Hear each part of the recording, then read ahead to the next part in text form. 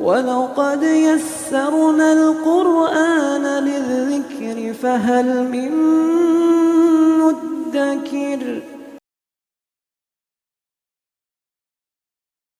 السلام علیکم ورحمۃ اللہ وبرکاتہ۔ الحمدللہ کفا وسلام علی عبادہ الذین اصطفیٰ، اما بعد۔ محترم ناظرین کرام، آسان درس قرآن کے اندر چوتھے پارے میں 12واں رکوع ہے، جس کے اندر سورہ نساء سورہ نمبر 4 کی شروع کی 10 آیتیں ہیں۔ اعوذ باللہ من الشیطان الرجیم، بسم اللہ الرحمن الرحیم۔ یا ایھا الناس اتقوا ربکم الذی خلقکم من نفس واحدہ وخلق منها زوجہا وبث منہما رجالا کثیرا ونساء واتقوا اللہ الذی تساءلون بہ والارحام ان اللہ کان علیکم رقیبا۔ اے لوگو، اپنے رب سے ڈرو جس نے تمہیں ایک جان سے پیدا کیا اور اس سے اس کا جوڑا بنایا، اور پھر ان دونوں سے بکثرت مرد و عورت پیدا کر کے زمین میں پھیلا دیے، اور اللہ سے ڈرو جس کا واسطہ دے کر تم آپس میں سوال کرتے ہو، اور رشتے ناطے توڑنے سے بچو، بے شک اللہ تم پر نگہبان ہے۔ وَآتُوا الْيَتَامَى أَمْوَالَهُمْ وَلَا تَتَبَدَّلُوا الْخَبِيثَ بِالطَّيِّبِ وَلَا تَأْكُلُوا أَمْوَالَهُمْ إِلَىٰ أَمْوَالِكُمْ إِنَّهُ كَانَ حُوبًا كَبِيرًا۔ اور یتیموں کو ان کے مال واپس دے دو، اور اپنے گھٹیا مال کو ان کے اچھے مال سے نہ بدلو، اور ان کے مال اپنے مالوں کے ساتھ ملا کر مت کھاؤ، بے شک یہ بہت بڑا گناہ ہے۔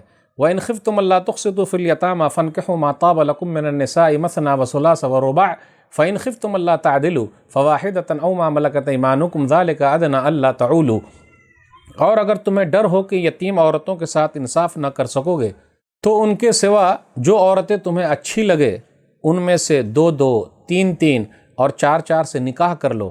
پھر اگر تم ڈرو کہ ایک سے زیادہ بیویوں کے درمیان انصاف نہ کر سکو گے تو ایک ہی سے نکاح کرو، یا اپنی ملکیت کی لونڈیوں سے ازدواجی تعلق رکھو، یہ زیادہ مناسب ہے کہ اس طرح تم ناانصافی کرنے سے بچے رہو گے۔ وَآتُوا النِّسَاءَ صَدَقَاتِهِنَّ نِحْلَةً فَإِن طِبْنَ لَكُم عَن شَيْءٍ مِّنْهُ نَفْسًا فَكُلُوهُ ہَنِیئًا مَرِیئًا۔ اور عورتوں کے مہر انہیں خوشی خوشی دے دو، پھر اگر وہ دلی خوشی سے اس میں سے کچھ تمہیں چھوڑ دیں تو اسے شوق سے کھاؤ۔ وَلَا تُؤْتُوا السُّفَهَاءَ أَمْوَالَكُمُ الَّتِي جَعَلَ اللَّهُ لَكُمْ قِيَامًا وَارْزُقُوهُمْ فِيهَا وَاكْسُوهُمْ وَقُولُوا لَهُمْ قَوْلًا مَّعْرُوفًا۔ اور تم اپنے وہ مال بیوقوفوں نادانوں کے سپرد نہ کرو جنہیں اللہ نے تمہاری گزر بسر کا سہارا یعنی ذریعہ بنایا ہے، البتہ ان میں سے انہیں کھانا کھلاؤ اور لباس پہناؤ اور ان سے اچھی بات کہو۔ وَابْتَلُوا الْيَتَامَىٰ حَتَّىٰ إِذَا بَلَغُوا النِّكَاحَ فَإِنْ آنَسْتُم مِّنْهُ رُشْدًا فَادْفَعُوا إِلَيْهِمْ أَمْوَالَهُمْ وَلَا تَأْكُلُوهَا إِسْرَافًا وَبِدَارًا أَن يَكْبَرُوا وَمَنْ كَانَ غَنِيًّا فَلْيَسْتَعْفِفْ وَمَنْ كَانَ فَقِيرًا فَلْيَأْكُلْ بِالْمَعْرُوفِ فَإِذَا دَفَعْتُمْ إِلَيْهِمْ أَمْوَالَهُمْ فَأَشْهِدُوا عَلَيْهِمْ وَكَفَىٰ بِاللَّهِ حَسِيبًا۔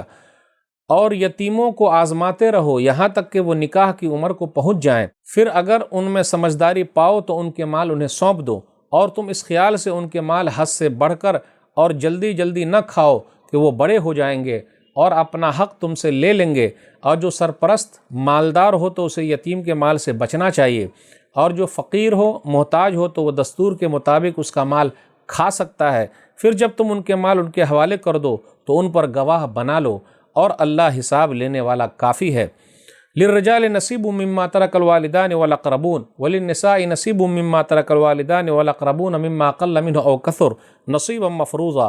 مردوں کے لیے اس مال میں حصہ ہے جسے ماں باپ اور رشتہ دار چھوڑ کر جائیں، اور عورتوں کے لیے بھی اس مال میں حصہ ہے جسے ماں باپ اور رشتہ دار چھوڑ جائیں، خواہ وہ مال تھوڑا ہو یا زیادہ، ان میں ہر ایک کا مقرر کیا ہوا حصہ ہے۔ وَإِذَا حَضَرَ الْقِسْمَةَ الْقُرْبَى وَالْيَتَامَى وَالْمَسَاكِينُ فَارْزُقُوهُم مِّنْهُ وَقُولُوا لَهُمْ قَوْلًا مَّعْرُوفًا۔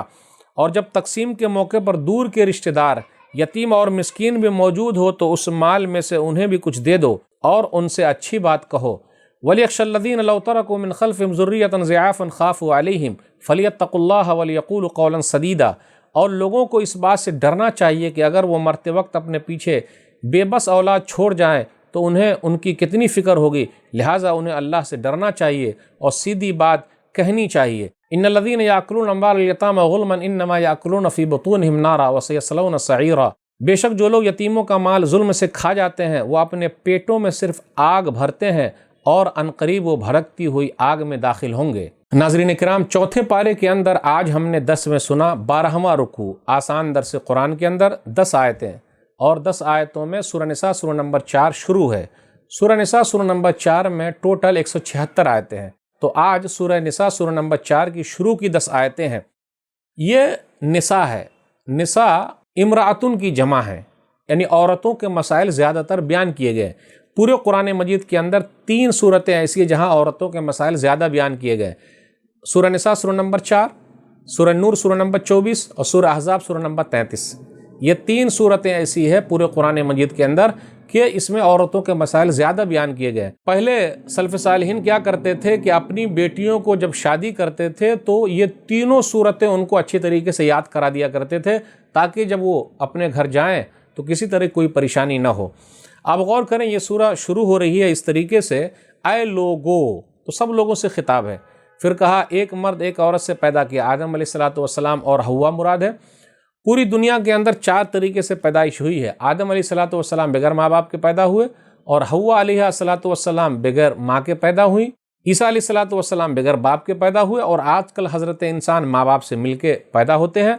تو یہ اللہ تعالیٰ نے ایسا طریقہ دکھایا ہے. پھر اس کے بعد آگے کہا جا رہا لوگو اللہ سے ڈرو، اور اس چیز میں بھی ڈرو، رشتے ناطے کو مت توڑو، مت کاٹو. جو رشتے ناطے کو کاٹتے ہیں، رشتے ناطے کو نہیں نبھاتے ہیں، وہ صحیح نہیں ہے. لا يدخل الجنت قاطع رحم. صحیح مسلم کتاب البر والصلہ کتاب نمبر 45 حدیث نمبر 2556 کہ جو رشتے ناطے کو کاٹ دیتا ہے، نبھاتا نہیں ہے، وہ جنت کے اندر داخل نہیں ہو سکتا. رشتے ناطے کو نبھائیں گے تو اس کا بڑا فائدہ ہے، عمر میں اضافہ ہوگا، روزی میں زیادتی ہو جائے گی. اس کے بعد آگے یہ کہا جا رہا ہے کہ اپنا مال بیوقوفوں کو مت دو، کیونکہ یہ مال گزران کا ذریعہ ہے، گزر بسر کا ذریعہ ہے. تو مال کی بڑی اہمیت ہے. آپ کسی کے ہاتھ میں دے دیں گے تو وہ کیا کرے گا؟ برباد کر دے گا. مال بڑی محنت سے لوگ کماتے ہیں، تو یوں ہی ہاتھ میں دے دیں گے تو برباد ہو جائے گا. یتیموں کا خیال رکھنے کے لیے کہا گیا ہے. اس کے بعد آیت نمبر 3 اور 4 کے اندر یہ کہا گیا نکاح کرو عورتوں سے، 2 سے 3 سے 4 سے. دیکھیے 2 سے اسٹارٹ کیا گیا ہے، اور اگر نہیں طاقت رکھتے تو ایک ہی سے کرو، یعنی انصاف نہیں کر سکتے تو یہ انصاف سب سے اہم چیز ہے. جو انصاف کر سکتا ہے تو وہ آرام سے 1 سے لے کر 4 تک شادی کر لے. پھر آگے کہا جا رہا ہے آیت نمبر 4 میں کہ مہر دے دو. آج کل کیا ہو رہا، مہر زیادہ باندھ دیتے ہیں لیکن دیتے نہیں.